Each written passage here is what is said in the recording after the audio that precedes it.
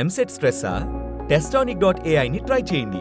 Free mock test, custom test, AI insights మరియు performance tracking కూడా. Register now. ఎవ్వరు కూడా ఏ రాష్ట్రం కూడా కేంద్ర ప్రభుత్వం కూడా వాళ్ళ వక్ఫ్ బోర్డ్స్లో నాన్ ముస్లిమ్స్కి ఏదైతే అమెండ్మెంట్ తీసుకొని వచ్చి అపాయింట్మెంట్ చేస్తామని చెప్పారో దానికి చెయ్యకూడదు అని చెప్తే సాలిసిటర్ జనరల్ గారు దాన్ని ఒప్పుకొని మేము దానికి ఎలాంటి మార్పులు చేర్పులు చెయ్యము అని చెప్పి ఒప్పుకోవడం జరిగింది. అంటే ఒక రిలీఫ్ మాకు దొరికింది.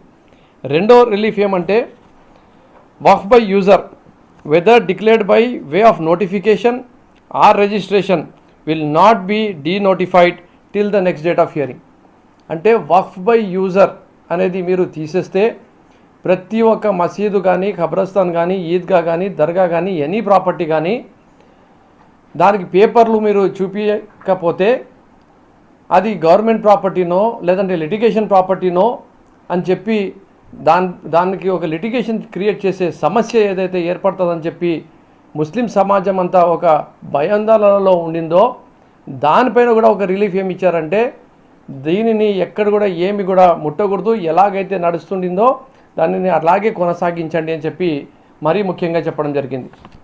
అంటే ఏవైతే మాటలు ఈ బిల్లు కానీ యాక్ట్ వచ్చిన తర్వాత కానీ ఆర్టికల్స్ 13, 14, 15, 25, 26, 29, 300కి విరుద్ధంగా కాన్స్టిట్యూషన్ మాకు ఏవైతే మైనార్టీస్కి హక్కులు కల్పించిందో దానికి విరుద్ధంగా ఫండమెంటల్ రైట్స్ ఏదైతే as a citizen of India ఇచ్చిందో దానికి విరుద్ధంగా ఈ బిల్లు ఈ యాక్ట్ ఉంది అని చెప్పి క్లారిటీగా పార్లమెంట్లో చెప్పడం జరిగింది. జాయింట్ పార్లమెంటరీ కమిటీలో చెప్పింది. ఈరోజు సుప్రీంకోర్టులో కూడా అదే వాదన తీసుకొని రావడం జరుగుతుంది.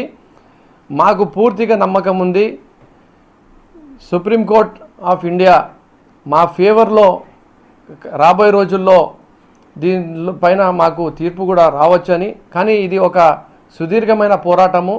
వాళ్ళు కూడా బీజేపీ పార్టీ కూడా దీనికి ఒక ప్రెస్టీజ్ లెక్క తీసుకొని ఎన్నో వాళ్ళ రాష్ట్రాల తరపు నుంచి కూడా వాళ్ళు కూడా పెటిషనర్స్ వేపించడం జరిగింది. ఈరోజు గవర్నమెంట్కి 7 రోజులు మాత్రం టైం ఇవ్వడం జరిగింది. 7 రోజుల్లో మేము అడిగిన ప్రశ్నలకి యాంటీ కాన్స్టిట్యూషనల్ ఉన్నాయి కాబట్టి మీరు ఏం సమాధానం ఇస్తారని చెప్పి కూడా వాళ్ళకు ఈరోజు చెప్పడం జరిగింది.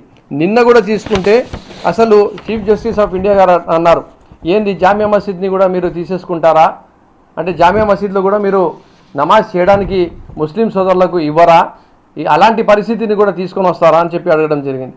రెండోది గవర్నమెంట్ ఆఫీసరు వచ్చి దీనిని ఇది వక్ఫ్ ప్రాపర్టీ అని చెప్పేంత వరకు కూడా దానిని ఒక లిటిగేటెడ్ ప్రాపర్టీగానే పెడతారా అని చెప్పి ఆయనని అడగడం జరిగింది. ఏదైతే కోర్టులు ఇది వక్ఫ్ ప్రాపర్టీ అని చెప్పి నిర్ధారించినారో అలాంటి ప్రాపర్టీస్ని కూడా మీరు డీనోటిఫై చేస్తారా అని చెప్పి ఆయననే ప్రశ్నలు అడగడం జరిగింది.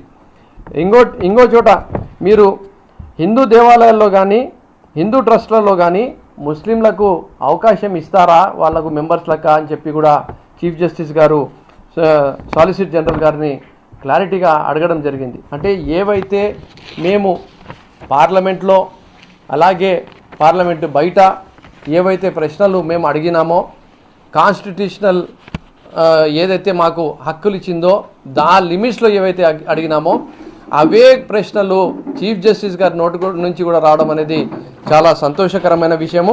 మరి 7 రోజుల్లో ప్రభుత్వానికి టైం ఇవ్వడం జరిగింది వాళ్ళకు రిప్లై ఇవ్వడానికి.